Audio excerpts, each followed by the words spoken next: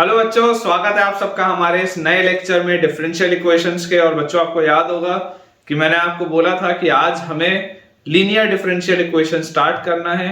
जो हमारा last lecture था उसमें हमने बहुत सारे सवालों की प्रैक्टिस की थी होमोजेनस डिफरेंशियल इक्वेशन पे, और आज हम लीनियर डिफरेंशियल इक्वेशन पढ़ने वाले हैं। बहुत ही इंपॉर्टेंट टॉपिक है, इसी टॉपिक से सवाल आते हैं आपके सिलेबस में, मेजरली यही वाला पोर्शन है। तो आज का लेक्चर आप बहुत बढ़िया से सुनिएगा, तभी आपसे बेटा पूरा का पूरा अच्छे से ये चैप्टर सॉल्व होगा। अदरवाइज ये चैप्टर आपका कभी भी स्ट्रांग नहीं हो पाएगा।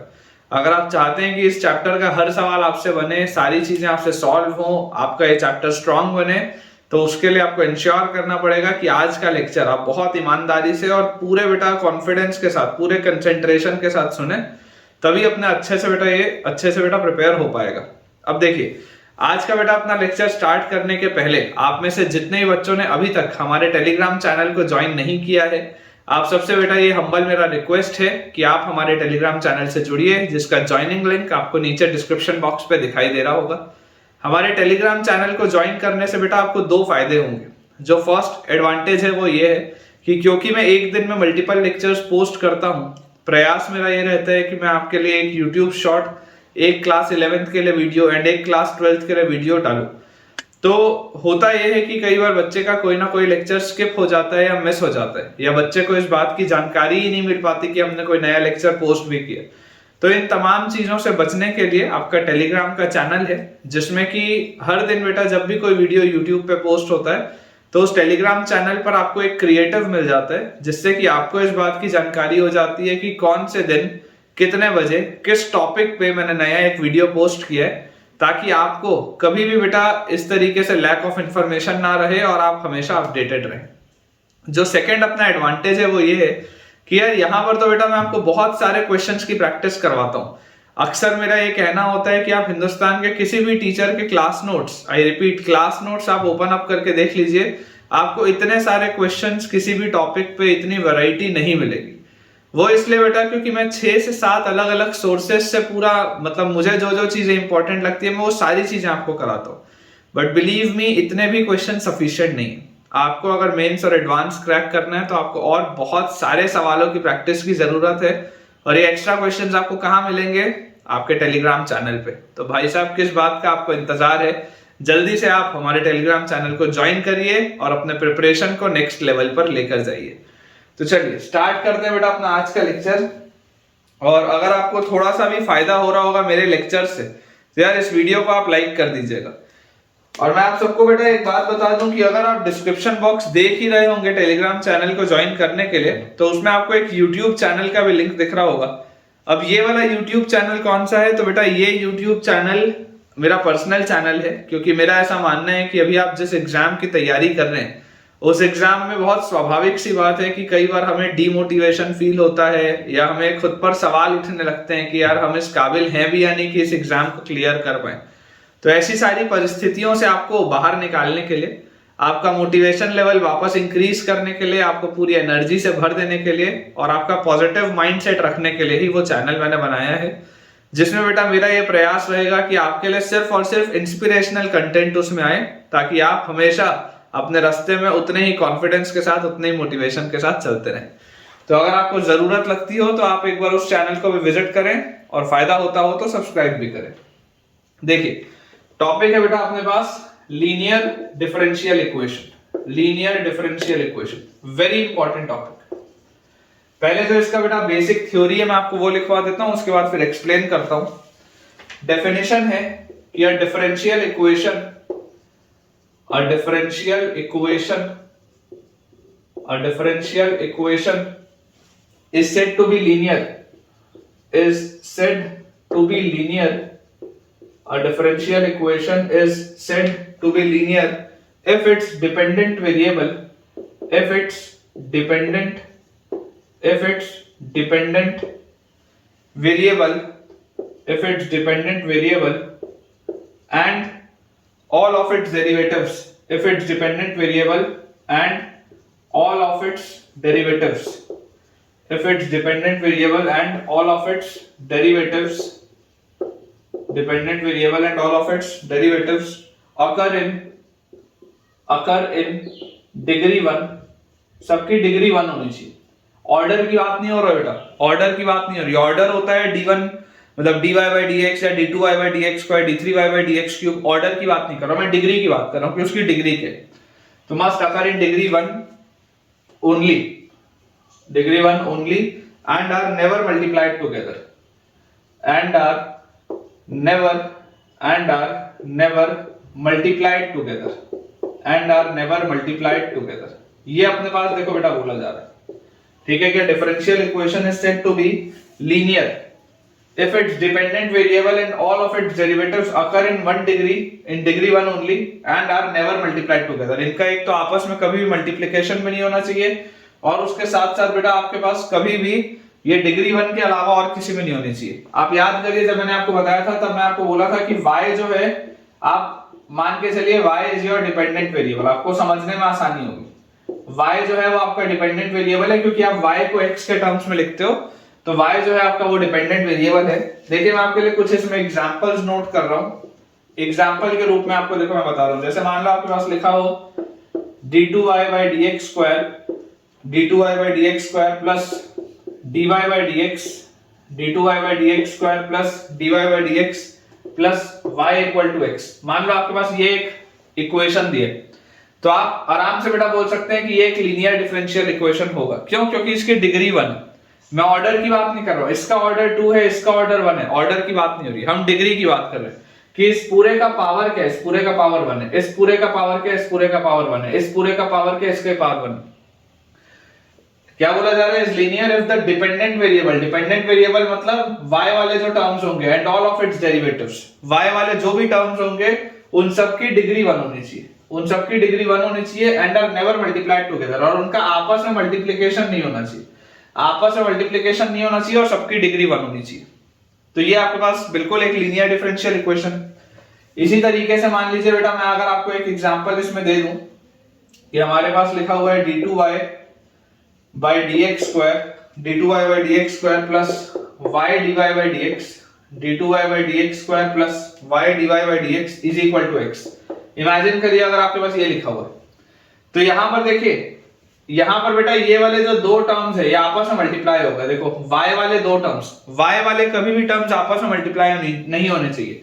यहां पर आप देख सकते हैं y उसके डेरिवेटिव के साथ मल्टीप्लाई हो गया, तो this is not a differential equation, this is not a linear differential equation, ये लीनियर डिफरेंशियल इक्वेशन नहीं। आज के लेक्चर में हम सिर्फ लीनियर डिफरेंशियल इक्वेशन ही पढ़ेंगे। सिमिलरली मान लीजिए बेटा मैं आपको एक एग्जांपल दे दूं जिसमें कि हमारे पास लिखा हुआ है dy by dx multiplied by d2y by dx square, dy by dx multiplied by d2y by dx square plus y equal to x। ये भी आपका लीनियर डिफरेंशियल इक्वेशन नहीं है। क्यों? क्योंकि देखो y वाले जो दो टर्म्स थे उसके डेरिवेटिव वो आपस में मल्टीप्लाई हो गए, y वाले टर्म्स का आपस में मल्टीप्लिकेशन नहीं होना चाहिए, सबसे पहली बात, और दूसरी बात इनकी डिग्री होनी चाहिए 1। ठीक है। सिमिलरली मान लो अगर बेटा आपके पास मैं लिख दूं यहाँ पे कि d2y by dx स्क्वायर का whole square, d2y by dx square का whole square plus dy by dx plus dy by dx equal to x। अगर आपके पास मान लीजिए मैं ये लिख दूं, तो ये भी बेटा लीनियर डिफरेंशियल इक्वेशन नहीं है। क्यों? क्योंकि इसका देखो डिग्री अब 2 हो गया, इसका ये डिग्री 2 हो गया, आपको डिग्री 1 चाहिए, डिग्री 1 होनी चाहिए। y वाले टर्म्स की बच्चों डिग्री जो होनी चाहिए वो 1 होनी चाहिए। तो आई होप आपको बेटा ये बेसिक तो क्लियर हो गया होगा कि डिफरेंशियल इक्वेशन को हम लीनियर कब कहते हैं। अब हमारे पास किस तरीके की चीज आती है, मैं आपको मेरे ख्याल से पहले भी किसी एक टॉपिक में बताया हूं, पहले ही मैंने आपको एक इंटीग्रेटिंग फैक्टर वाला, मुझे याद नहीं आ रहा है लेकिन मैं आपको बताया हूं इंटीग्रेटिंग फैक्टर वाली चीज पहले कहीं पे। तो अभी वही वाली देखिए चीज आएगी, स्टैंडर्ड अपीयरेंस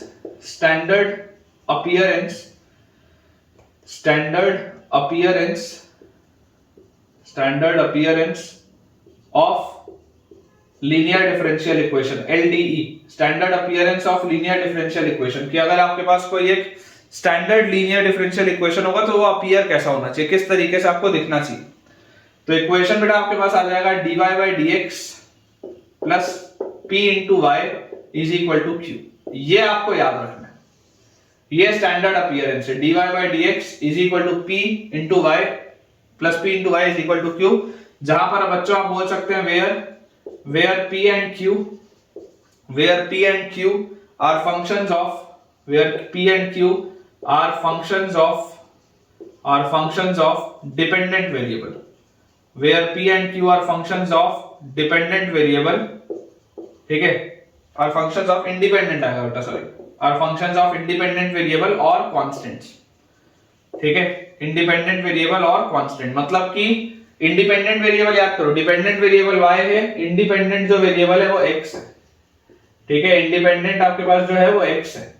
तो ये जो P और Q होगा, P और Q या तो x का फंक्शन होगा, है ना, P और Q या तो x का फंक्शन होगा, या आप बोल सकते हैं कि वो कांस्टेंट होगा, ठीक है। अभी अपन सवाल करेंगे तो बेटा आपको क्लैरिटी आएगी, लेकिन ये स्टैंडर्ड अपीयरेंस है जो हमको समझ में आना चाहिए। अब इसको सॉल्व हम किस तरीके से करते हैं मैं आपको बेटा समझाता हूं, ठीक है। ये स्टैंडर्ड अपीयरेंस है, इसमें अप्रोच कैसा होगा अपन बोर्ड क्लियर करके समझते हैं, लेकिन इस फॉर्मेट को आप याद रखिए, dy by dx plus py is equal to q। देखो यहाँ पर अगर y को डिफरेंशिएट आप कर रहे थे तो यहाँ पर भी y है, और ये जो p और q है दे आर आइदर कांस्टेंट्स और a function of independent variable, x के टर्म्स में, y के टर्म्स में नहीं होना चाहिए।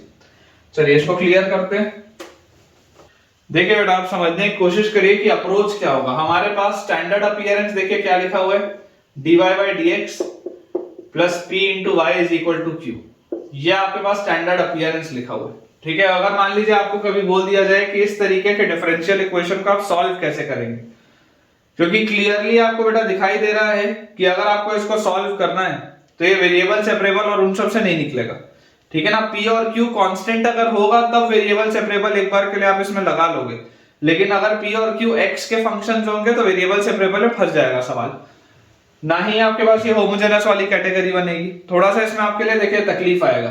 तो अगर जनरल तरीके का इस तरीके का अपने पास इक्वेशन होगा तो अप्रोच होता है कि आपको एक इंटीग्रेटिंग फैक्टर के साथ इसको मल्टीप्लाई करना पड़ता है। अप्रोच क्या होता है, multiply both sides, multiply both sides with integrating factor, multiply both sides with integrating factor. Integrating factor क्या होता है, इंटीग्रेटिंग फैक्टर एक ऐसा बेटा टर्म होता है जिससे जब आप मल्टीप्लाई करेंगे दोनों साइड तो आप इसको प्रॉपर इंटीग्रेशन से फिर लेकर जा पाए, ठीक है, जो इंटीग्रेट कराने में मदद करे, that is your integrating factor. तो इंटीग्रेटिंग फैक्टर बेटा जो होता है, इंटीग्रेटिंग फैक्टर जिसको मैं IF लिखूंगा, ये होता है e raise to the power integral p dx, ऐसे वाली प्रोफाइल में। अगर आप देखो x के टर्म्स में डिफरेंशिएट कर रहे थे तो यहां पर देखो इंटीग्रेटिंग फैक्टर आपके पास आ जाएगा e raise to the power integral p dx। अब अगर हमारे पास e raise to the power integral p dx, बच्चों मैं बोल रहा हूं कि ये होता है, तो इसको अगर आप मल्टीप्लाई करेंगे दोनों साइड तो उससे आपको फायदा क्या होगा, फायदा आपके पास आएगा, देखिए आपके पास लिखा होगा e raise to the power integral p dx, e raise to the power integral p dx into dy by dx plus e raise to the power integral p dx into py is equal to q into e raise to the power integral p dx। यही आपके पास लिखा होगा, अपन ने दोनों side e raise to the power integral p dx multiply कर दिया। अब आप बच्चों अगर LHS को ध्यान से देखोगे तो बेसिकली LHS में लिखा क्या हुआ है, LHS में आपके पास लिखा हुआ है d by dx ऑफ, ध्यान से देखिएगा, d by dx ऑफ, अगर मैं इसको लिख दूं e raise to the power integral p dx into y, सोच के देखो, is equal to q into e raise to the power integral p dx। देखो अगर आप इसको डिफरेंशिएट करते, अगर आप ये एक फंक्शन, ये अंदर बच्चों एक फंक्शन लिखा हुआ है, अगर आप इसको डिफरेंशिएट करते तो डिफरेंशिएट करने में आपके पास क्या आता, आप e raise to the power p dx को कांस्टेंट रखते तो y का डिफरेंशिएशन आता dy by dx, ये टर्म मिलता। फिर आप क्या बोलते हैं, फिर आप बोलते हैं कि अब मैं y को कांस्टेंट रखता हूं, e raise to the power integral p dx को डिफरेंशिएट करता हूं, तो e raise to the power integral p dx का तो यही आएगा, e raise to the power integral p dx, composite function है, आगे बढ़ोगे तो इंटीग्रल p dx का आएगा p, तो यही लिखा हुआ है ऊपर, यही चीज लिखी हुई है, देख लो आप ध्यान से, अच्छे से आप ऑब्जर्व कर लो बेटा, यहाँ पे बच्चा फंसता है। मैं आपको फिर बता दूं, ये एक ऐसा स्टेप है जिसमें बच्चे को कंफ्यूजन आता है कि सर आपने ये कहां से लिखा, RHS तो सेम लिखा हुआ है।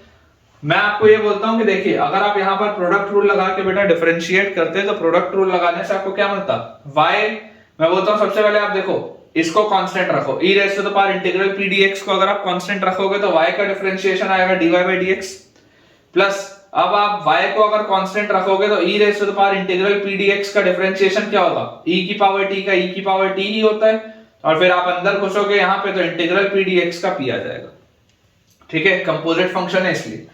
तो ये अपने पास आ गया।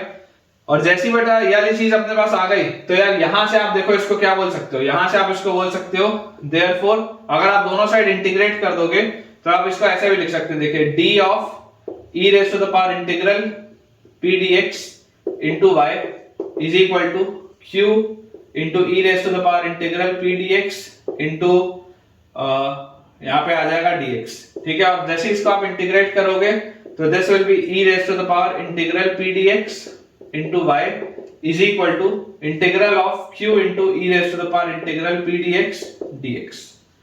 ये अपने पास रिजल्ट होता है और इसको याद आपको कैसे रखना है, याद आपको रखना है y into integrating factor, y multiplied by integrating factor is equal to integral of q multiplied by integrating factor dx। ये आपको याद होना चाहिए, this has to be remembered। अगर आप लीनियर डिफरेंशियल इक्वेशन देखेंगे तो लीनियर डिफरेंशियल इक्वेशन देखते ही आप सबसे पहले उसका इंटीग्रेटिंग फैक्टर निकालिए और डायरेक्टली फाइनल आंसर आप लिखिए। ये बीच का बेकार चीज नहीं लिखना। ये बेटा जो पूरी चीज है, ये वाली पूरी की पूरी चीज मैंने आपको केवल समझाने के लिए लिखा है, सिर्फ आपको मैंने ये समझाने के लिए बेटा चीज लिखी है। आपको ये लिखते ही सीधा ये लिखना है।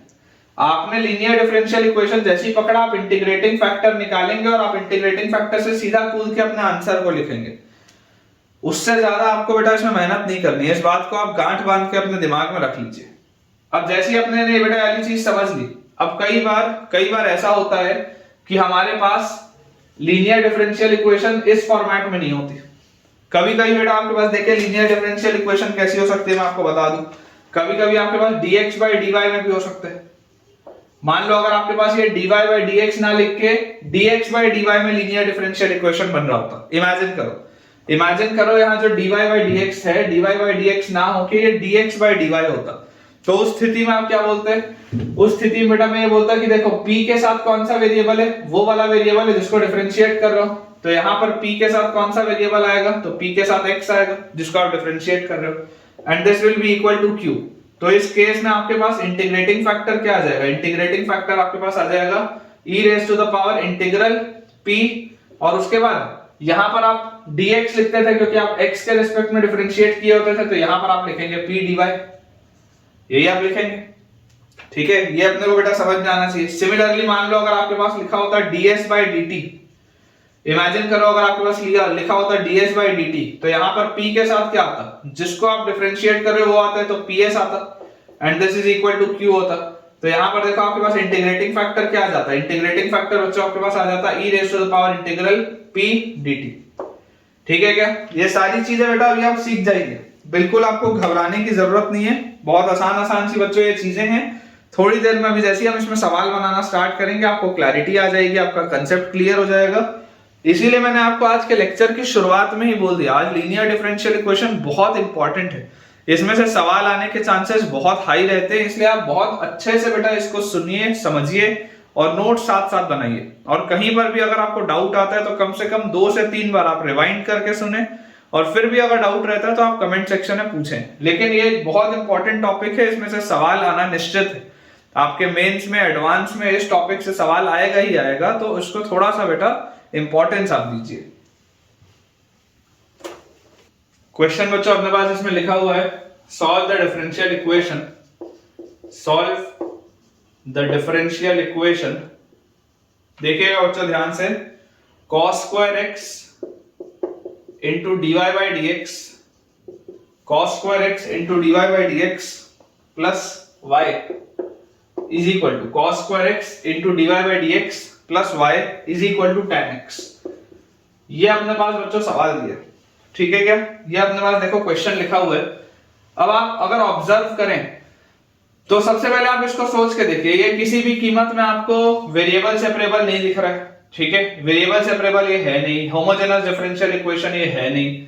तो अगर मैं इसको थोड़ा सा ध्यान लगाऊं कि यार ये लीनियर डिफरेंशियल इक्वेशन की तो कहीं प्रोफाइल नहीं है, तो मैं इसको क्या बोलूंगा, आप सबसे पहले dy by dx लिख के देखो कि dy by dx की वैल्यू क्या आ रही है। तो dy by dx आपके पास आ जाएगा tan x minus y upon cos square x, यही आएगा आपके पास dy by dx। ठीक है, बिल्कुल सही बात है। अब मैं आपको बोलूं कि अगर मैं इसको थोड़ा सा रीअरेंज करके लिखूं तो क्या इसको मैं ऐसा लिख सकता हूं, dy by dx is equal to है ना। ये देखो आपको दिखाई दे रहा होगा, होमोजेनस नहीं है, वेरिएबल सेपरेबल भी नहीं है, आपको क्लियरली विजिबल है। अगर बेटा मैं आपको बोलूं कि इसको आप लिख लो ऐसे dy by dx plus 1 by cos square x into y is equal to tan x by cos square x। Basically हमने क्या किया, ये जो minus y by cos square x था इसको उठा के वहां ले गए तो plus y by cos square x हो गया, और यहाँ पर tan x by cos square x बच गया। ये जो minus y by cos square x था इसको उठा के मैं LHS में ले गया तो plus y by cos square x ये हो गया। ये जैसी बेटा मैंने फॉर्मेट बनाया, अब आप ध्यान से ऑब्जर्व करो कि ये जो पूरी चीज है, इस पूरी चीज को मैं बोलूंगा Q, और ये जो बेटा पूरी चीज है इस पूरी चीज को मैं बोलूंगा P। आपको देखो मैंने क्या बोला था, आपको बेटा मैंने बोला था कि P एंड Q क्या होता है, P और Q होता है आइदर कांस्टेंट या वो एक इंडिपेंडेंट वेरिएबल का फंक्शन होता है। इंडिपेंडेंट वेरिएबल था x, अगर आप dy by dx लिख रहे हैं तो dy by dx में x इंडिपेंडेंट है और y डिपेंडेंट है, ठीक है ना। dy by dx में बच्चों, dy by dx में x इंडिपेंडेंट है और y डिपेंडेंट है, ठीक है।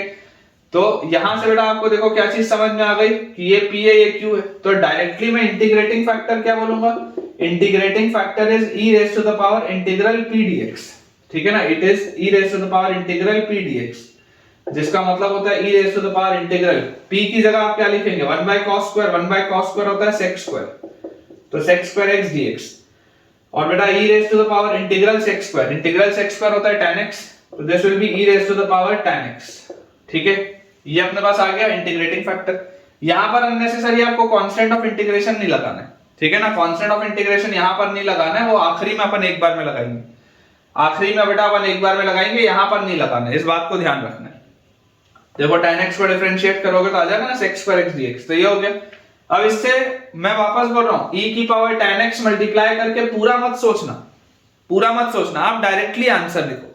डायरेक्टली आंसर क्या होता है, अगर ये वाले फॉर्मेट में मेरे पास सवाल है तो आंसर होता है y इंटू इंटीग्रेटिंग फैक्टर, मतलब e की power tan x is equal to integral of q, तो q अपने पास आ जाएगा tan x upon cos square x into integrating factor is e raise to the power tan x, ठीक है, और dx। ये अपने पास होगा complete integral of q into integrating factor into dx। यार यहां से देखो बेटा मुझे समझ में आता है कि इस cos स्क्वायर x को अगर मैं ऊपर लिख लूं तो यहां पर मैं इसको लिख सकता हूं sec स्क्वायर x, ठीक है। तो अपने पास देखो क्या आ जाएगा, this is y into e raised to the power tan x is equal to, यहां पर अगर मैं tan x को t बोलूं, आप सोच के देखो, अगर आप बेटा यहां पर tan x की वैल्यू t बोलोगे तो tan x को t बोलते ही sec square x dx dt बन जाएगा, tan x को t बोलते ही ये sec square x dx dt बन जाएगा, ये t है ये e की पावर t है, तो this is integral of t e raise to the power t dt। ये अपने पास है। बाय पार्ट्स आप इसमें लगा सकते हैं। आइलेट का अगर आप कंसेप्ट देखेंगे तो आइलेट के बेटा कंसेप्ट के हिसाब से एक्सपोनेंशियल को सेकंड मानेंगे, अलजेब्रिक को आप मानेंगे फर्स्ट। तो बाय पार्ट्स आपको ये बोलता है this is y into e raised to the power tan x is equal to first function into integral of second function minus complete integral of derivative of first function is 1 into integral of second function is e की power t dt। तो यहां से अपने पास आ गया t into e की power t minus e की पावर t और dt तो गायब हो जाएगा, तो माइनस e की power t, this is y into e raised to the power tan x, ठीक है क्या। और जैसी बच्चों ये चीज अपने पास आ गई तो फाइनली यार यहां से देखो आंसर मेरे पास क्या आ जाएगा, और यहां पर प्लस कांस्टेंट ऑफ इंटीग्रेशन भी लगेगा, तो y into e raised to the power tan x is equal to t क्या है, t है tan x, तो tan x into e raised to the power tan x और माइनस यहां पर आपके पास देखिए क्या लिखा हुआ है e raised to the power tan x plus some constant of integration c। तो यार अगर बेटा मैं आपको ये बोल देता हूं कि e की पावर tan x से आप पूरे को डिवाइड कर दो तो यहां पे आपके पास क्या आ जाएगा, y इज इक्वल टू ये गायब, यहां पे आ जाएगा tan x और ये गायब -1 और plus c into e raise to the power minus tan x। ऐसा भी आप इसको लिख सकते हो। अगर आप पूरे को e raise to the power tan x से डिवाइड कर दोगे तो आप ऐसे भी इसको लिख सकते हो। तो फाइनल आंसर बेटा अपने पास आ जाएगा y is equal to tan x minus 1, y is equal to tan x minus 1 plus some constant into e raise to the power minus tan x। बिल्कुल सही, this is the right answer बच्चों। अगर आपके पास कोई भी इसमें एक condition दी होती सवाल में तो इस कांस्टेंट ऑफ इंटीग्रेशन की भी आप वैल्यू निकाल सकते थे, और आपने इस एक सवाल के थ्रू, मैं आपको ऐसे बहुत सारे सवाल करवाऊंगा, बिलीव मी, अगर मैंने आपको होमोजेनस डिफरेंशियल इक्वेशन जो उतना इंपॉर्टेंट नहीं होता उसमें अगर मैंने आपको इतने क्वेश्चन कराए तो सोचो मैं आपको लीनियर डिफरेंशियल इक्वेशन में बर्नौलीज में कितने करवाऊंगा सवाल। बहुत इंपॉर्टेंट कंसेप्ट है और कंसेप्चुअली आप देखो अगर आप चलोगे तो आपको कोई दिक्कत नहीं आएगी। पूरा खेल इंटीग्रेशन का है और कुछ बेसिक बेसिक चीजों का है। जैसे ये एक बेसिक चीज होती है कि इंटीग्रेटिंग फैक्टर कैसे निकालते हैं आपको पता होना चाहिए, और फिर एक ये वाली बेटा बेसिक चीज होती है कि डायरेक्टली आंसर कैसे लिखते हैं। बीच की कहानी सिर्फ डेरिवेशन के लिए थी जो मैंने आपको एक बार बता दी, बार बार मैं डेरिवेशन कहीं नहीं करूंगा, मैं सीधा रिजल्ट लिखूंगा। रिजल्ट क्या है, y into integrating factor is equal to integral of q into integrating factor into dx। Simple. चलिए अगला देखते हैं। नेक्स्ट बेटा अपने पास इसमें क्वेश्चन लिखा हुआ है, इक्वेशन बेटा दिया हुआ है x ln x dy by dx, x ln x dy by dx plus y is equal to 2 ln x, x ln x dy by dx plus y is equal to 2 ln x। Again simple सा question है। देखिए सबसे पहले आप dy by dx को बेटा लिखिए, तो dy by dx आपके पास क्या आ जाएगा, dy by dx will be 2 ln x minus y upon x ln x, dy by dx will be 2 ln x minus y upon x ln x। अब अगर आप इसको ऑब्जर्व करेंगे तो किसी भी कीमत पर ये एक होमोजेनस इक्वेशन तो है ही नहीं, क्योंकि यहां पर तो इसकी कोई डिग्री नहीं है, this is not a homogeneous equation, variable separable में भी नहीं निकलेगा। और अगर मैं इसको लीनियर डिफरेंशियल इक्वेशन से सोचूं तो देखो इसको मैं क्या लिखूंगा, मैं इसको बेटा लिखूंगा dy by dx और plus 1 by x ln x y, dy by dx plus 1 by ये y minus y by x ln x को अगर उठा के मैं यहां ले जाऊं तो plus y by x ln x हो गया, this is equal to 2 ln x by x ln x, मतलब this is equal to 2 by x। देख लो आप ध्यान से, ये 2 ln x by x ln x था तो ये ln x कटेगा तो ये 2 by x हो गया, और ये minus y by x ln x इधर आ जाएगा उठ के, तो this will B plus y by x ln x। ये अपने पास आ गया। क्लियरली बच्चों आपको दिखाई दे रहा है कि ये आपके पास है q which is a function of your independent variable, और ये बच्चा आपके पास आ जाएगा p which is again a function of independent variable. बोला ही गया है कि p और q इंडिपेंडेंट वेरिएबल के फंक्शन होंगे या तो कांस्टेंट्स होंगे। यहां पर देखो y डिपेंडेंट है, x इंडिपेंडेंट है, बार बार इसलिए बोल रहा हूं सेम चीज को ताकि आपके माइंड में चीजें छपती जाए। तो इंटीग्रेटिंग फैक्टर क्या होता है, इंटीग्रेटिंग फैक्टर होता है e raise to the power integral p dx which is e raise to the power integral p की जगह बच्चों हम लिखेंगे 1 by x ln x और dx, तो this will B dx upon x ln x। ठीक है क्या? अब अपने माइंड में सोचो, अपने माइंड में सोचो, अगर आप ln x को t बोलोगे तो ln x को t बोलते ही आपके पास क्या आ जाएगा, देखो ln x को अगर आप t बोलोगे तो 1 by x dx dt हो जाएगा, तो this is nothing but e raise to the power integral dt by t। ठीक है ना, अगर आप ln x को t बोलोगे तो 1 by x dx dt हो जाएगा, तो dt by t, और dt by t का इंटीग्रल क्या होता है, ln t, तो this is e raise to the power ln t, this is e raise to the power ln t, और e raise to the power ln t होता है t, और t की वैल्यू क्या है, t की value ln x। तो finally integrating factor आपके पास क्या आ रहा है, इंटीग्रेटिंग फैक्टर आपके पास ln x आ रहा है। देखिए dt by t आया, इसका ln t होता है, e और ln बैलेंस आउट हो जाएगा तो t बचेगा, और t क्या था, t फाइनली ln x था। तो अब फाइनल आंसर क्या होगा, final answer will be y into integrating factor, integrating factor is ln x is equal to complete integral of q is 2 by x into integrating factor is ln x और dx। ये अपने पास answer आएगा। Again इसे बेटा मैं आपको ये बोल सकता हूं कि देखो अगर आप ln x को t बोलोगे तो 1 by x dx dt में निकलेगा, तो यार ये आपके पास लिखा हुआ है इंटीग्रल 2, और ln x को आपने बोला है t, या इसको आप m बोल दो, इसको आप m बोल दो, तो अगर आप ln x को m बोलोगे तो 1 by x dx will be dm, तो ये आपके पास आ जाएगा 2m dm।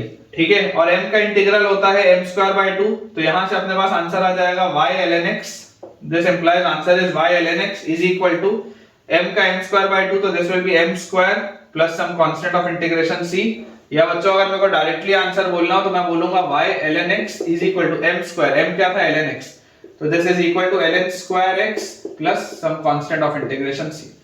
ये आपके पास इसका आंसर आना चाहिए। देखिए ये आपके पास बच्चों इसका आंसर आ जाएगा y ln x, ठीक है, is equal to ln square x plus some constant of integration c। बिल्कुल सही।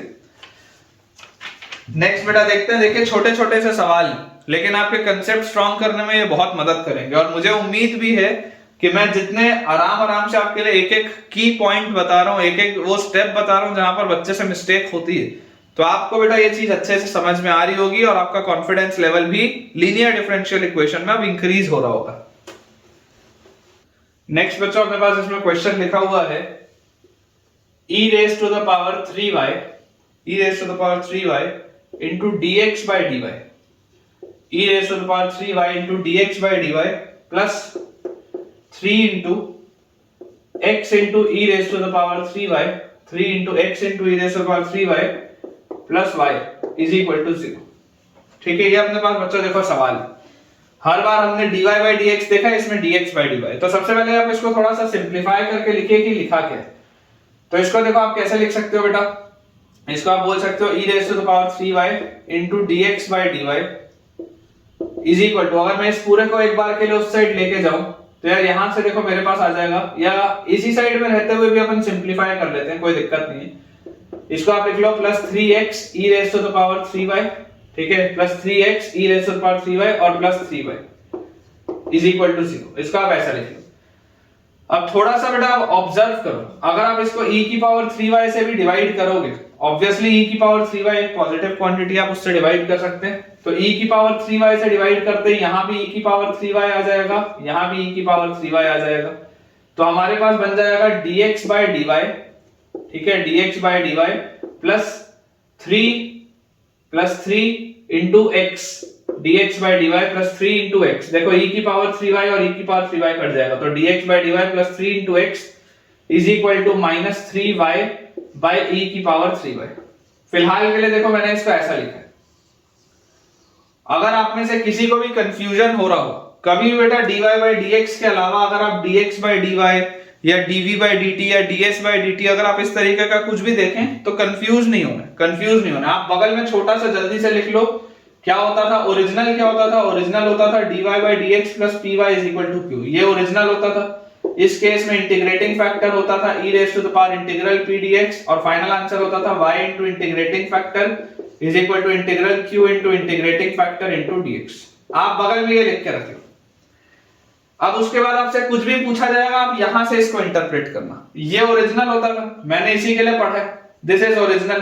तो अगर इस ओरिजिनल के अलावा और कुछ भी आएगा तो मैं यहीं से देख देख के कंप्यूट करूंगा। जैसे यहां पर अगर dy by dx लिखा होता था तो यहां पर p के साथ क्या लिखते थे, p के साथ y लिखते थे। अगर यहां ऊपर y होता था तो यहां पर भी हम y लिखते थे। तो देखो यहां पर अगर ऊपर x है तो यहां पर भी हम x लिखेंगे, ये बात तो ठीक है।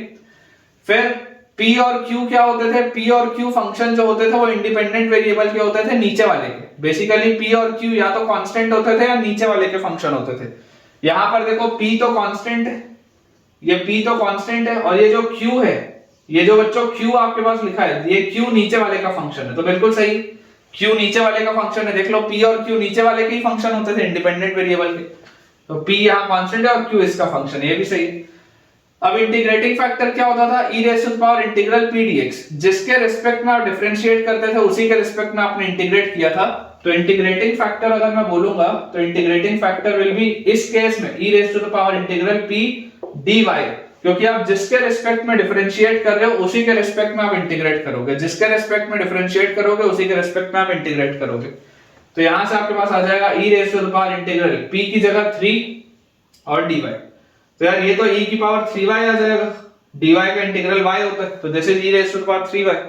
अब फाइनल आंसर क्या होता है, जो फाइनल आंसर होता है दैट इज, अब देखो यहां पर y इनटू इंटीग्रेटिंग फैक्टर लिखते थे। y क्यों लिखते थे, क्योंकि y आपका ये वाला डिपेंडेंट वेरिएबल होता था। तो यहां पर आप क्या लिखोगे, यहां पर आप लिखोगे x into integrating factor is equal to, यहां पर देखो integral of q into integrating factor into dx होता था। तो integral of q into integrating factor into जिसके रिस्पेक्ट में डिफरेंशिएट किया था उसी के रिस्पेक्ट में इंटीग्रेट। तो यहां डिफरेंशिएट अगर dy के रिस्पेक्ट में कर रहा हूं तो यहां dy।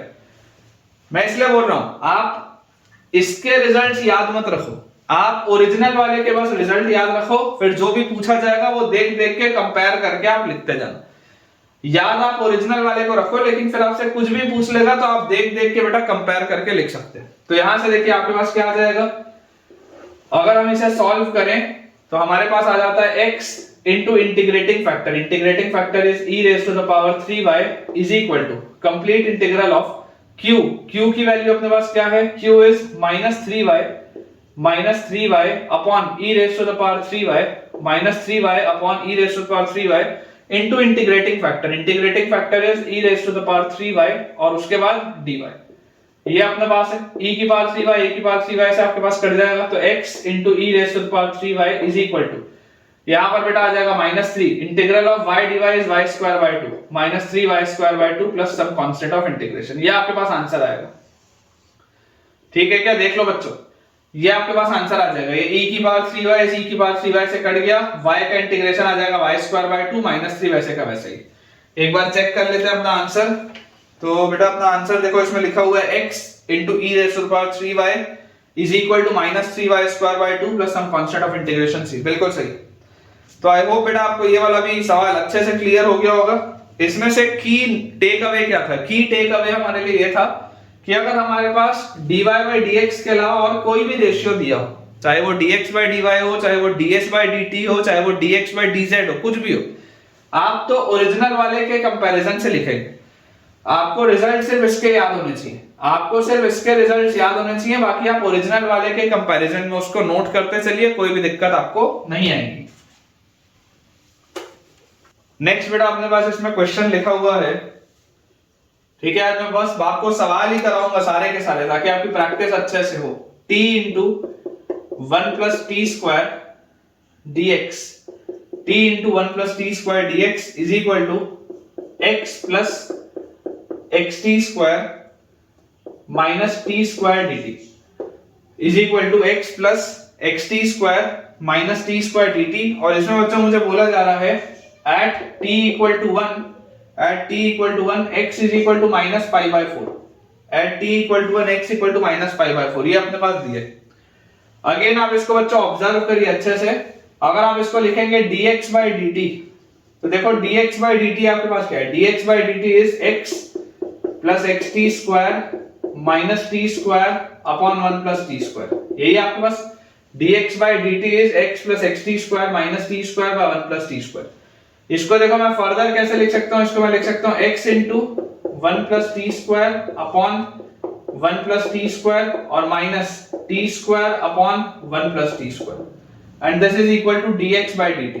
ठीक है क्या, dx by dt क्या आ जा रहा है, x इन दोनों में से, ये वाले बेटा जो दोनों टर्म्स है इसमें से अगर आप x कॉमन लोगे तो 1 plus t square by 1 plus t square minus t square by 1 plus t square, ये अपने पास लिखा है।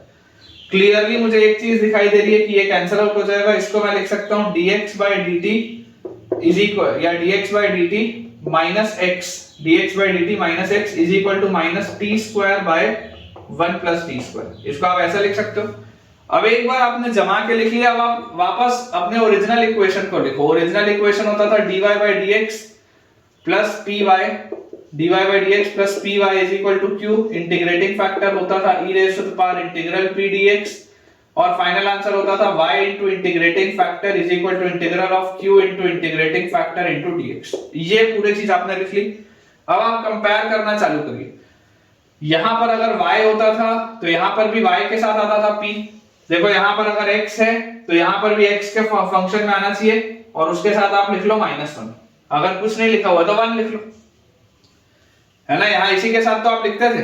तो यहां से देखो आपके पास ये जो बेटा चीज आ गई, दिस इज q, और ये जो -1 लिखा हुआ है दिस इज p, ये आपके पास आ गया। p और q वैसे भी आपके ये जो इंडिपेंडेंट वेरिएबल होता था नीचे वाला, उसके टर्म्स में होता थे। तो देखो नीचे वाला वेरिएबल t है, ये उसी के टर्म्स में, ये कांस्टेंट है और ये उसी के टर्म्स में। तो ये लीनियर डिफरेंशियल इक्वेशन तो सेट होता हुआ दिख रहा है। इंटीग्रेटिंग फैक्टर होता था e raise to the power integral p dx, जिसके टर्म्स में डिफरेंशिएट करते थे उसी के टर्म्स में इंटीग्रेट। तो इंटीग्रेटिंग फैक्टर मेरे पास क्या आ जाएगा, integrating factor will be e raise to the power integral p dx मतलब -1, और जिसके टर्म्स में आप डिफरेंशिएट कर रहे हो उसी के टर्म्स में आप इसको इंटीग्रेट करोगे। तो this is e raise to the power minus dt होता है -t। ये अपने पास आ गया इंटीग्रेटिंग फैक्टर। और जैसे बेटा ये इंटीग्रेटिंग फैक्टर अपने पास आ गया, फाइनल आंसर क्या होता था, फाइनल आंसर होता था, देखो ये आपका जो डिपेंडेंट वेरिएबल है वो लिखा होता था y, यहां पर डिपेंडेंट वेरिएबल है x, तो this will be x into integrating factor is equal to complete integral of q into integrating factor. ठीक है, q इनटू इंटीग्रेटिंग फैक्टर और उसके साथ जिसके टर्म्स में आप डिफरेंशिएट करें तो यहां पे आएगा dt। यहाँ पर बेटा एक करेक्शन कर लेंगे, अपन ने एक मिस्टेक शायद कर दिया है। यहाँ पे देखो t into one plus t square है, यहाँ पर आप t लगा लीजिए, ठीक है क्या। यहाँ पर बेटा आप जैसे इसमें t लगाओगे तो यहाँ पर भी t आ जाएगा, यहाँ पर भी अपने पास t आ जाएगा, तो ये आपके पास आ जाएगा -1 नहीं आएगा, p की वैल्यू आएगी -1/t, ठीक है। इसको थोड़ा सा बेटा करेक्ट कर लेंगे, p विल बी -1/t, ये आपके पास आएगा p की वैल्यू, ठीक है क्या। तो यहाँ पर जैसे आप इसको -1/t बच्चों बोलेंगे तो -1/t बोलते ही देखो आपके पास क्या आ जाएगा, माइनस बाहर और dt/t होता है ln t, तो दिस इज -ln t, और फाइनली बच्चों ये आपके पास आ जाएगा माइनस ऊपर आ जाएगा तो 1/t, तो दिस इज 1/t, ये आ जाएगा आपके पास, ठीक है। तो यहां से देखो अपने पास आंसर क्या आ जाना चाहिए, x इंटू इंटीग्रेटिंग फैक्टर, तो इंटीग्रेटिंग फैक्टर आपके पास है बेटा 1/t is equal to complete integral of q, तो q अपने पास देखो क्या है, यहाँ पर बेटा आपके पास t का फैक्टर लगेगा, तो इस एक t से इस एक आप t को कट कर दो, ऐसा लिख लो, ठीक है। तो q की जगह हम लिख सकते हैं -t/1 + t², ठीक है, इनटू इंटीग्रेटिंग फैक्टर, तो इंटीग्रेटिंग फैक्टर अपने पास है बच्चों 1/t और dt, ये अपने पास दिया हुआ है। यहां से ये t से ये t कैंसिल आउट हो गया, तो फाइनली अपने पास आ रहा है x/t इज इक्वल टू, इस माइनस को बाहर, integral of dt/1 + t², integral of dt/1 + t² बच्चों होता है tan इनवर्स t, ठीक है। तो tan inverse t plus some constant of integration c, ये अपने पास रिजल्ट आता है। अब यार मुझे एक चीज पता है कि t की वैल्यू 1 पर x की वैल्यू -π/4 है, मतलब x की वैल्यू -π/4 रखूंगा तो t 1 आएगा, ठीक है, माइनस tan इनवर्स x की वैल्यू -π/4 रखूंगा तो t की वैल्यू 1 आएगी प्लस c, तो यार यहां से अपने पास क्या आ गया, -π/4 is equal to tan inverse 1 होता है π/4 विद माइनस n, तो -π/4 प्लस c, तो यार c की वैल्यू तो 0 आ रही है। अगर c की वैल्यू 0 आ रही है, इसका मतलब जो फाइनल आंसर बच्चों अपने पास आएगा, final answer will be x is equal to -t tan inverse t, x is equal to -t tan inverse t, ये अपने पास फाइनल आंसर आ जाएगा बच्चों, चेक कर लो, x will be equal to -t tan inverse t, बिल्कुल सही। तो अगेन बच्चों आपको देखिए पॉइंट एकदम अच्छे से क्लियर हो गया होगा, कैसा भी रेशियो हो आप हमेशा ओरिजिनल से ही उसको कंप्यूट करिए, चाहे आपके पास कैसा भी रेशियो, आप उसको ओरिजिनल से कंप्यूट करिए, आपका हमेशा ही आंसर आएगा। चलिए अगला देखते हैं। अगला बच्चों अपने पास इसमें क्वेश्चन दिया हुआ है, नेक्स्ट क्वेश्चन मैं आपके लिए लिख देता हूं, x² dy/dx plus y is equal to 1, ये अपने पास बच्चों सवाल है, x² dy/dx plus y equal to 1। अब देखिए आप यहां से बेटा dy/dx को क्या लिख सकते हैं, dy/dx is 1 - y upon x², dy/dx is 1 - y upon x²। अगर हम इसको थोड़ा सा रीअरेंज करके लिखें तो आप इसको बेटा लिख सकते हैं dy/dx और plus 1/x² into y is equal to 1/x², ठीक है ना। ये -y/x² को यहां लाऊंगा तो प्लस y/x² और 1/x² एज इट इज। अब ये तो मेरे ओरिजिनल वाले ही फॉर्मेट में, तो अगर बेटा ये ओरिजिनल वाले फॉर्मेट में, तो ये आपके पास आ जाएगा q, ये आपके पास आ जाएगा p, ठीक है। तो इंटीग्रेटिंग फैक्टर अपने पास क्या आएगा, integrating factor will be e⁻⁻ integral p dx मतलब 1/x² dx। तो यार dx/x² क्या होता है, ध्यान से सोचो, x की पावर -2, तो x की पावर -2 + 1/-2 + 1 मतलब ये आ जाएगा आपके पास -1/x, तो this will be e⁻⁻ -1/x, यही आएगा अपने पास। और जैसे ही एक बार हमारे पास इंटीग्रेटिंग फैक्टर आ गया तो final answer will be y into integrating factor मतलब e⁻⁻1/x is equal to complete integral of q, तो q की जगह is 1/x² into integrating factor e⁻−1/x into dx, ये अपने पास आ गया। अब बच्चों अपने दिमाग में सोचो कि अगर आप -1/x को t बोलते हो, अगर आप -1/x को बेटा t बोलते हो, तो यहां से देखो if -1/x is equal to t, इसको डिफरेंशिएट अगर आप करोगे तो x की पावर -1 है, -1 नीचे और x की पावर -2, तो 1/x² dx, 1/x² dx ये आपके पास dt में निकलेगा। इसका मतलब आपके पास लिखा क्या हुआ है, y into e⁻−1/x is equal to, ये अपने पास बच्चों लिखा हुआ है इंटीग्रल ऑफ e की पावर -1/x को मैंने t बोला है, तो e की पावर t और 1/x² dx आपके पास dt में निकलेगा तो dt। तो यार ये लिखा हुआ है e की पावर t और ये लिखा हुआ है y इनटू e⁻−1/x और यहां पर आएगा plus some constant of integration. तो यहां से देखिए t फाइनली क्या है, t इज e की power -1/x, sorry t is -1/x, तो अपने पास आ गया y into e raise to the power -1/x is equal to e raise to the power t, तो t की वैल्यू आ जाएगी -1/x और प्लस c, तो फाइनल आंसर हम बोल सकते हैं y is equal to 1 plus c into e raise to the power 1/x। अगर आप e की पावर 1/x से बच्चों मल्टीप्लाई कर दे दोनों साइड, तो ये खत्म, यहाँ 1 आ गया और यहाँ पे आ गया c इंटू e की पावर 1/x। तो फाइनल आंसर बेटा अपने पास आ जाता है y is equal to 1 plus c into e raise to the power 1/x। बिल्कुल सही। अगेन बेटा ये बिल्कुल सही अपन ने सॉल्व किया है, और अब मुझे पूरी उम्मीद है कि आपका ये कंसेप्ट बहुत स्ट्रांग हो चुका है। आज के लेक्चर में मैं आपको 2 सवाल और कराता हूं इसी कंसेप्ट पे, फिर अपना आज का लेक्चर बेटा अपन एंड करेंगे। अगला बेटा अपने पास इसमें देखिए सवाल लिखा हुआ है, क्वेश्चन मैं आपके लिए लिख देता हूं, x into x square plus 1 x into x square plus 1 into dy by dx, x into x square plus 1 into dy by dx is equal to y into 1 minus x square, y into 1 minus x square plus x square ln x।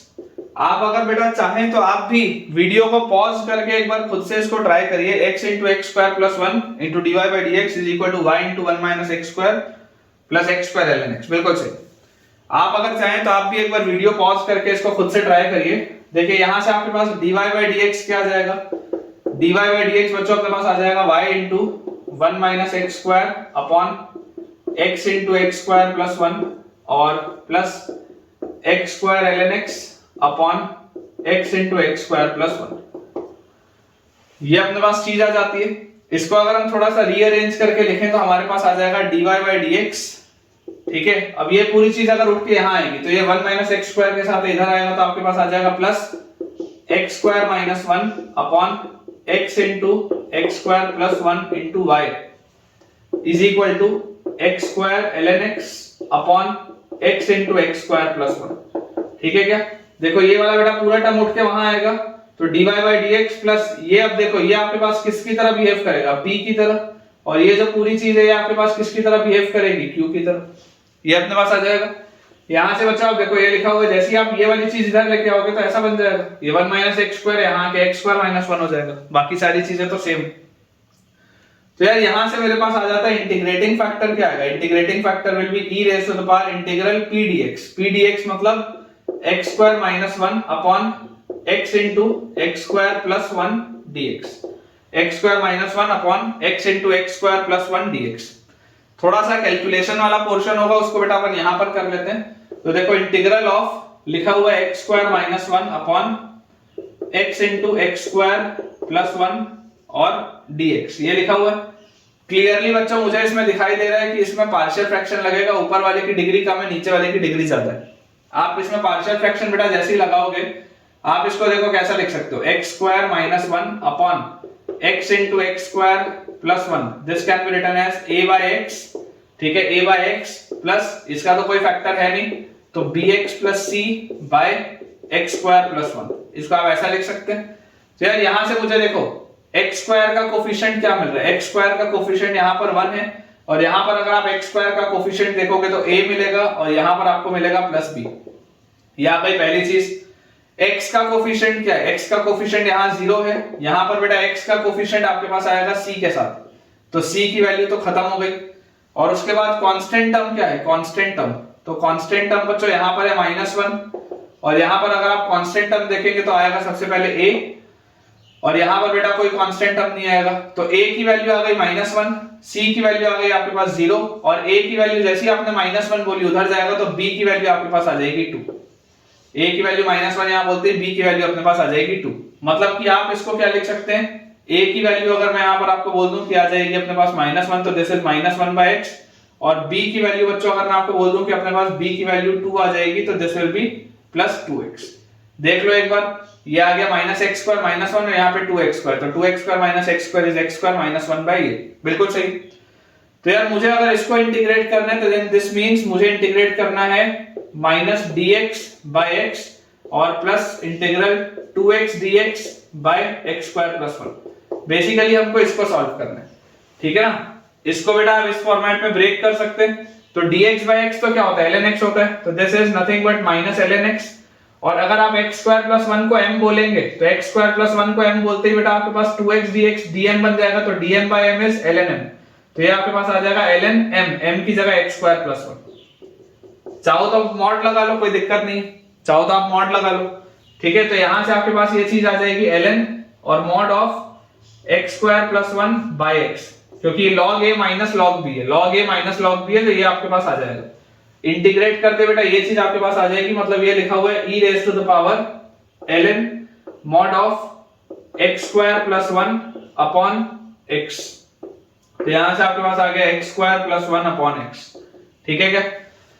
और जैसी बच्चों ये वाली चीज मेरे पास आ गई तो obviously देखो, अगर आपको मॉड हटाना हो तो आप मॉड भी हटा सकते हो, आपको सिर्फ ये इंश्योर करना है कि इसका डोमेन सही रहे, है ना। यहां पर जैसे अगर सवाल में ये लिखा हुआ है इसका मतलब x तो पॉजिटिव ही होगा, और अगर x पॉजिटिव होगा तो यहां से आप बोल सकते हो कि ये इसका मॉड तो हमेशा ही पॉजिटिव आएगा, तो मॉड आप नहीं भी लगाओगे तो कोई फर्क नहीं पड़ रहा, अदरवाइज तो सवाल ही अनडिफाइंड हो जाएगा, ठीक है। अब जैसे हमारे पास इंटीग्रेटिंग फैक्टर निकल आया तो फाइनल आंसर क्या होता है, y into integrating factor is equal to integral of q into integrating factor into dx।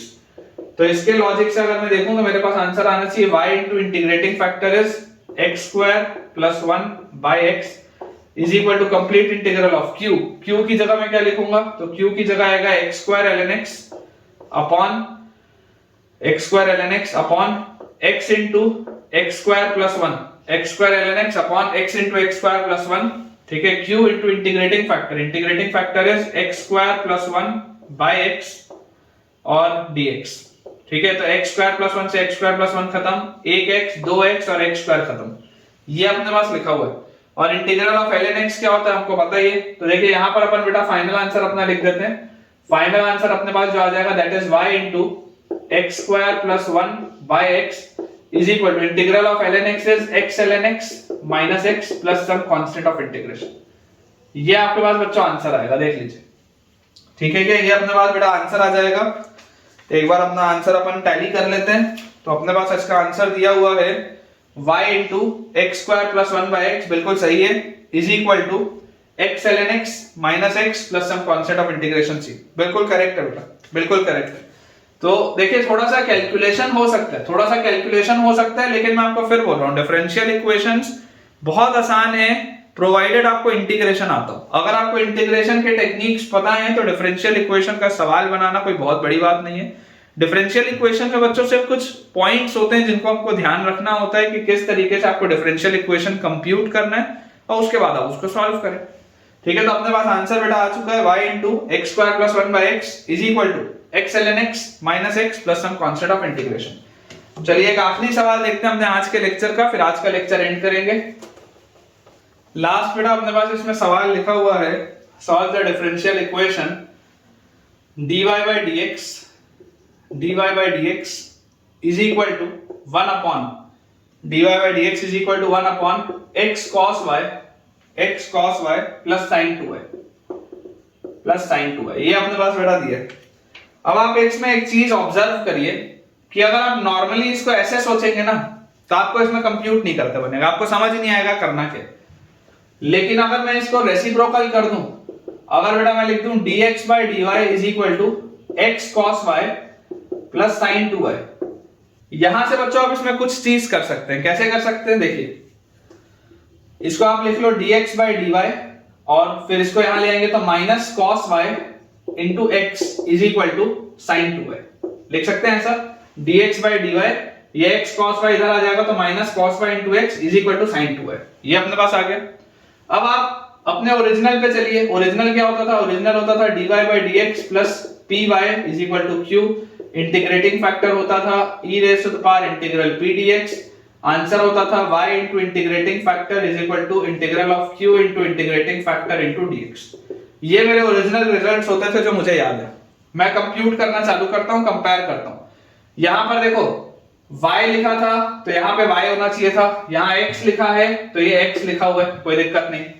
यहां पर अगर आप कंपेयर करेंगे तो देखिए ये जो पूरी चीज है ये आपके पास आ जाएगी p, ये वाली जो पूरी चीज है ये आपके पास आ जाएगी q। p और q किसका फंक्शन होना चाहिए था, नीचे वाले इंडिपेंडेंट वेरिएबल के। ये देख लो p और q y का फंक्शन है, बिल्कुल सही है। इंटीग्रेटिंग फैक्टर क्या होता था, e raise to the power integral p dx। Integrating factor हमारे पास होता था e raise to the power integral p मतलब माइनस कॉस वाई इंटू किसके रिस्पेक्ट में, जो भी रिस्पेक्ट में आप डिफरेंशिएट करते हो इस इक्वेशन में, ओरिजिनल इक्वेशन में नहीं, इस इक्वेशन में जिस रिस्पेक्ट में आप डिफरेंशिएट कर रहे हो उसी का इंटीग्रेट भी आपको करने में यूज करना है। cos y का इंटीग्रेशन क्या होता है, cos का साइन होता है, तो e raise to the power ये माइनस पहले से बाहर है तो माइनस साइन y, ये आपके पास आ गया इंटीग्रेटिंग फैक्टर। और जैसे ही इंटीग्रेटिंग फैक्टर आ गया, अब देखो फाइनल आंसर क्या होता था, यहाँ y था तो यहाँ y आता था, तो अगर यहाँ x है तो आएगा x into integrating factor is equal to integral of q into integrating factor into dy। ये आपके पास आना चाहिए आंसर। तो अगर बेटा आपके पास ये वाला आंसर आना चाहिए तो यहां से आपके पास देखिए क्या आ जाएगा कि x इंटू इंटीग्रेटिंग फैक्टर अपने पास आ जाता है e raise to the power minus sine y is equal to complete integral of q की जगह sine 2y into integrating factor मतलब e raise to the power minus sine y और dy। ये अपने पास आ गया। अब पूरा का पूरा खेल सिर्फ इसको इंटीग्रेट करने का है। तो देखिए बहुत आसान है बेटा इसका भी इंटीग्रेशन। ये आपके पास लिखा हुआ है x into e raise to the power minus sine y is equal to integral of sine 2y को अपन क्या लिख सकते हैं, sine 2y can be written as 2 sin y cos y और उसके बाद लिखा हुआ है e raise to the power minus sine y dy। यही अपने पास लिखा हुआ है।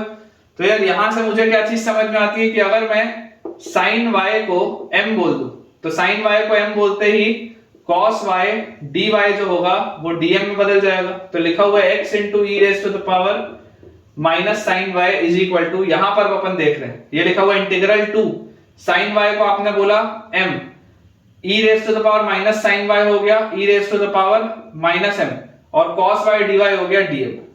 ये आपके पास लिखा है। अब इसमें तो आप बाय पार्ट्स लगा सकते हैं। कैसे बाय पार्ट्स लगाएंगे, तो देखिए this will be your second function, this is your first function और ये 2 पहले से बाहर है तो 2 बाहर अंदर, first function into integral of second function तो e की power minus m with a minus sine minus complete integral of derivative of first function into integral of second function e की power minus m with a minus sign.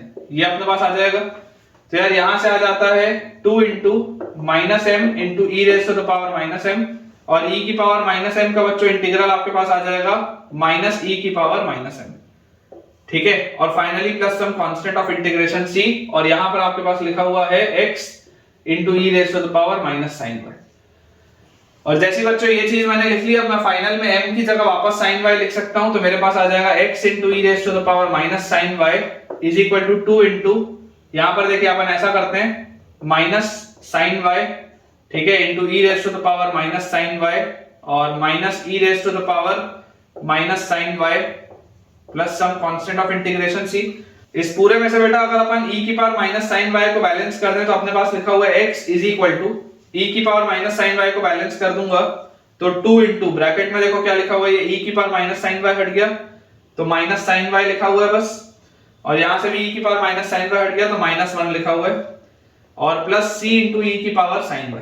Basically हमने e की power sine y से multiply किया तो ये खत्म, ये खत्म, ये खत्म, ये ऐसे लिखा है बाकी। तो फाइनल आंसर बच्चों हम लिख सकते हैं, फाइनल आंसर विल बी, इस पूरे को अगर उधर ले जाऊं तो x plus 2 into 1 plus sine y, x plus 2 into 1 plus sine y is equal to c into e की power sine y is equal to c into e की पावर साइन y। ये अपने पास फाइनल आंसर आएगा। देख लीजिए final answer will be x plus 2 into 1 plus sine y, x plus 2 into 1 plus sine y is equal to c into e raise to the power sine y। बिल्कुल सही है बेटा, बिल्कुल अपन ने करेक्ट तरीके से इसको सॉल्व किया है। तो ठीक है बच्चों, विद दिस हम अपने आज के लेक्चर के एंड पे पहुंच चुके हैं। आज बहुत एक इंपॉर्टेंट लेक्चर था जिसमें मैंने आपको लीनियर डिफरेंशियल इक्वेशंस की बहुत सारी प्रोफाइल्स बताई और ये सब कुछ काफी इंपॉर्टेंट था। और अगर आपको इसमें थोड़ा सा भी डाउट होगा किसी में भी तो आप एक बार इस वीडियो को रिवाइंड करके दोबारा से जरूर सुने और खुद से फिर हर सवाल को बनाने का कोशिश करें। फिर भी अगर आपको डाउट रहता है तो आप कमेंट सेक्शन में मुझसे पूछ सकते हैं। अगर आपको आज का वीडियो अच्छा लगा हो तो वीडियो को लाइक करें, चैनल को सब्सक्राइब करें और अपने दोस्तों के साथ, मैक्सिमम बच्चों के साथ आप इसे शेयर करें ताकि उन सबकी भी पढ़ाई बहुत बढ़िया तरीके से हो पाए। Thank you.